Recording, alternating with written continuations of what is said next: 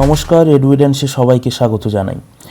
কোহলবার্গের theoretical class আমরা already করেছি। যারা এখনও সেই ক্লাস দেখোনি, ডেসক্রিপশন বক্সে দেওয়া লিঙ্ক থেকে সেই ক্লাসটি দেখে নাও, তারপরেই এই প্রশ্ন উত্তর সেশনে অংশগ্রহণ করো। তাহলেই তুমি বুঝতে পারবে তুমি পড়াশুনোর পর কটা প্রশ্ন ঠিক করতে পারছো, আর কটা প্রশ্ন ঠিক করলে সেটা কমেন্ট করে জানাও।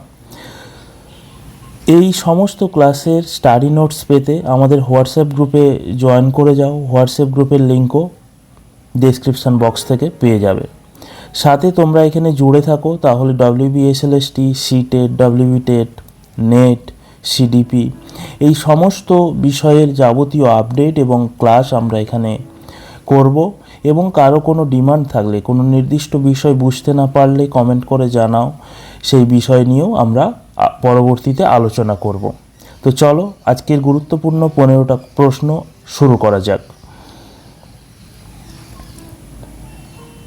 প্রথম প্রশ্ন, কোহলবার্গ কোন দেশের মনোবিদ ছিলেন? খুব সহজ।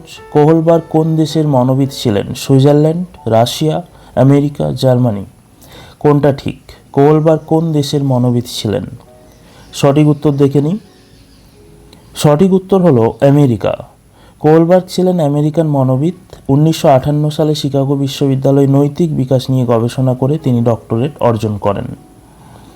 পরের প্রশ্ন, কোহলবার্গ কার নৈতিক বিকাশ তত্ত্বের উপর ভিত্তি করে নিজের তত্ত্ব গড়েন? কোহলবার্গ কার নৈতিক বিকাশ তত্ত্বের উপর ভিত্তি করে নিজের তত্ত্ব গড়েন? পিয়াজে, ভাইগটস্কি, বান্ডুরা, ফ্রয়েড। কোহলবার্গ কার নৈতিক বিকাশ তত্ত্বের উপর ভিত্তি করে নিজের তত্ত্ব গড়েন? পিয়াজে, ভাইগটস্কি, বান্ডুরা, ফ্রয়েড। কোনটা ঠিক? সঠিক উত্তর দেখে নিই। সঠিক উত্তর হলো পিয়াজে। পিয়াজে 1932 সালে দুটি পর্যায়ের কথা বলেছিলেন, কিন্তু কৈশোরেই থেমে যান। কোহলবার্গ সেটিকে সারা জীবন পর্যন্ত বিস্তৃত করে 3 স্তর ও 6 ধাপে ভাগ করেন। পরের প্রশ্ন, কোহলবার্গ তার গবেষণায় কোন পদ্ধতি ব্যবহার করেছিলেন? প্রশ্নপত্র, নৈতিক দ্বিধা, পর্যবেক্ষণ, পরীক্ষাগার পরীক্ষা। এই প্রশ্নের উত্তর আমি দেব না, এটা তোমরা কমেন্ট বক্সে বলবে। খুব সহজ। যারা পড়েছো বা আমার থিওরিটিক্যাল ক্লাস করেছো তারা তো অবশ্যই পারবে। আর না ক্লাস করে থাকলে ডেসক্রিপশন বক্সে যাও, লিঙ্ক দেওয়া আছে, ক্লাস করো এবং সমস্ত স্টাডি নোটস পেতে হোয়াটসঅ্যাপ গ্রুপে জয়েন করে যাও।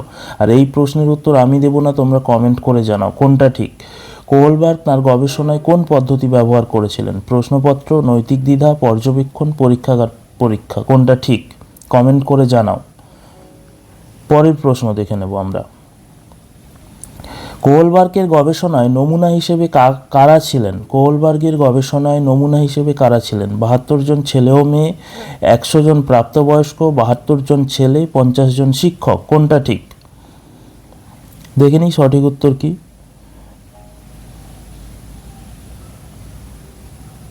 সঠিক উত্তর হলো 72 জন ছেলে। 10, 13 ও 16 বছর বয়সী 72 জন ছেলেকে নিয়ে 20 বছরেরও বেশি সময় ধরে দীর্ঘকালীন বা লঙ্গিচুরিনাল গবেষণা করেছিলেন কোহলবার্গ। নমুনায় কোনো মেয়ে ছিল না, এটাই পরে বড় সমালোচনার জায়গা তৈরি হয়। পরের প্রশ্ন, হেঞ্জ দ্বিধায় কোহলবার্গ আসলে কি দেখতেন? হেঞ্জ দ্বিধায় কোহলবার্গ আসলে কি দেখতেন? উত্তর হ্যাঁ না না। উত্তরের পেছনের যুক্তি, কত দ্রুত উত্তর দিল, শিশুর আচরণ। হেঞ্জ দ্বিধায় কোহলবার্গ আসলে কি দেখতেন? উত্তর হ্যাঁ না না।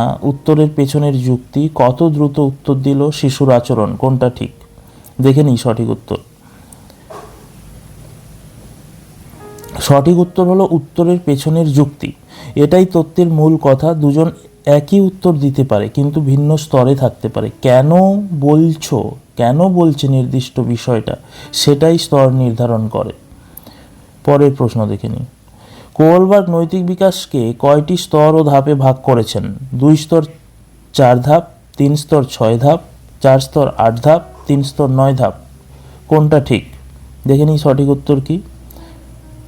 সঠিক উত্তর হলো 3 স্তর 6 ধাপ। 3টি স্তর, প্রাক প্রথাগত, প্রথাগত ও উত্তর প্রথাগত। প্রতিটি স্তরে 2টি করে ধাপ, মোট 6টি। দেখে নিই পরের প্রশ্ন। শাস্তি পাবো বলে নিয়ম মানব, এটি কোন ধাপের চিন্তা? ধাপ 1, ধাপ 2, ধাপ 3, ধাপ 4। কোনটা ঠিক? শাস্তি পাবো বলে নিয়ম মানব, এটি কোন ধাপের চিন্তা? দেখে নিই সঠিক উত্তর। সঠিক উত্তর হলো ধাপ 1। শাস্তি ও আনুগত্য, এখানে শিশু নিয়ম ও ক্ষমতাকে আলাদা করতে পারে না, শাস্তি পাওয়া মানেই অন্যায় করা। পরের প্রশ্ন, তুমি আমার উপকার করলে আমিও করব, এই চিন্তা কোন ধাপের? ধাপ 1, ধাপ 2, ধাপ 3, ধাপ 5, কোনটা ঠিক? দেখে নিই সঠিক উত্তর। সঠিক উত্তর হলো ধাপ 2। ধাপ 2 ব্যক্তি স্বার্থ ও বিনিময়, এখানে শিশু বোঝে অন্যেরও স্বার্থ আছে, কিন্তু বোঝে লেনদেনের ভাষায়। পরের প্রশ্ন, লোকে ভালো বলবে, এই ভাবনা কোন ধাপকে বোঝায়? ধাপ 2, ধাপ 3, ধাপ 4, ধাপ 6, কোনটা ঠিক? দেখে নিই সঠিক উত্তর কি। সঠিক উত্তর হলো ধাপ 3, ভালো ছেলে ভালো মেয়ে।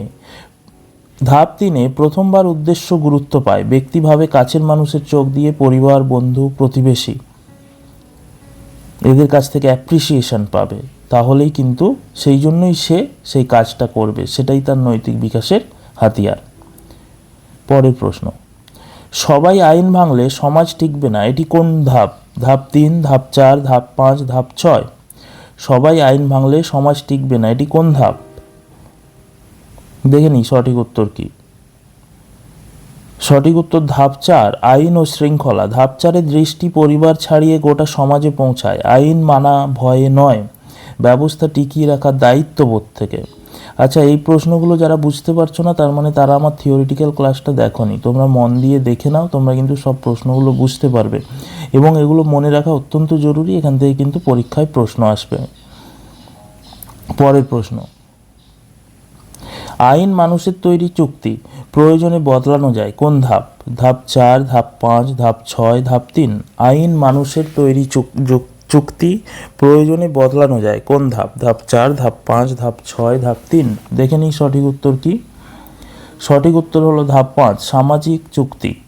ধাপ 5-এ ব্যক্তি বোঝে জীবন ও স্বাধীনতার মতো মূল্যবোধ আইনেরও ওপরে, আর সেগুলি রক্ষা করাই আইনের উদ্দেশ্য। পরের প্রশ্ন,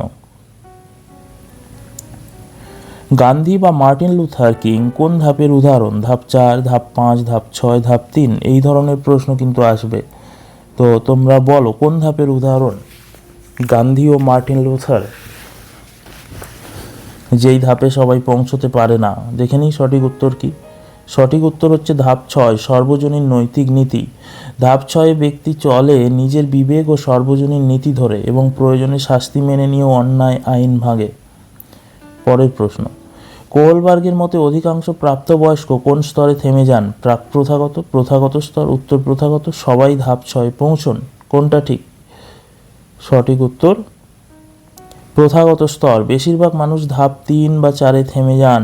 ধাপ 6 এত বিরল যে কোহলবার্গ নিজেই একে তাত্ত্বিক ধাপ বলেছেন, যেখানে মার্টিন লুথার, গান্ধীজি, স্বামী বিবেকানন্দ এদের মতো মানুষরা পৌঁছন। পরের প্রশ্ন, কোহলবার্গের তত্ত্বে লিঙ্গ পক্ষপাতের সমালোচনা কে করেন? Carol Gilligan, Maria Montessori, Anna Freud, Elizabeth Loftus, কোনটা ঠিক? কোহলবার্গের তত্ত্বে লিঙ্গ পক্ষপাতের সমালোচনা কে করেন? Carol Gilligan, Maria Montessori, Anna Freud, Elizabeth Loftus, দেখে নিই সঠিক উত্তর। সঠিক উত্তর হলো ক্যারল গিলিগান। গিলিগান তার ইন আ ডিফারেন্ট ভয়েস গ্রন্থে, এটা মনে রেখো, গিলিগানের লেখা ইন আ ডিফারেন্ট ভয়েস। গিলিগান কোহলবার্গের ছাত্রও ছিলেন এবং পরে কলিগও ছিলেন। গিলিগান তার ইন আ ডিফারেন্ট ভয়েস গ্রন্থে দেখান, কোহলবার্গ মেপেছেন ন্যায়, কিন্তু নারীরা প্রায়ই ভাবেন যত্ন ও সম্পর্কের ভাষায়, একে বলে এথিক্স অফ কেয়ার। পরের প্রশ্ন, কোহলবার্গের তত্ত্বের একটি প্রধান সীমাবদ্ধতা কি? তিনি স্তর মানেননি, নৈতিক যুক্তি ও প্রকৃত আচরণ এক নয়, তিনি গবেষণা করেননি, তিনি পিয়াজেকে অনুসরণ করেননি, কোনটা ঠিক? প্রধান সীমাবদ্ধতা, তিনি স্তর মানেননি, নৈতিক যুক্তি ও প্রকৃত আচরণ এক নয়, তিনি গবেষণা করেননি, তিনি পিয়াজেকে অনুসরণ করেননি। দেখে নিই সঠিক উত্তর কি। সঠিক উত্তর হলো নৈতিক যুক্তি ও প্রকৃত আচরণ এক নয়। মানুষ চমৎকার নৈতিক যুক্তি দিতে পারে, অথচ বাস্তবে অনৈতিক কাজ করতে পারে। কোহলবার্গ মাপেন কি ভাবছে, কি করছে নয়, একে বলে মোরাল গ্যাপ। তো সেই সঙ্গে 15টা প্রশ্নের সমাপ্তি হলো। তোমরা এই সমস্ত স্টাডি ম্যাটেরিয়াল পেতে আমাদের হোয়াটসঅ্যাপ গ্রুপে জয়েন হয়ে যাও। হোয়াটসঅ্যাপ গ্রুপের লিঙ্ক ডেসক্রিপশন বক্সে দেওয়া রয়েছে। আর তোমাদের কি লাগবে, কি বিষয়ে তোমরা ভিডিও চাও, সেটা কমেন্ট করে জানাও, তাহলে আমরা সেই বিষয়ে ভিডিও নিয়ে আসব।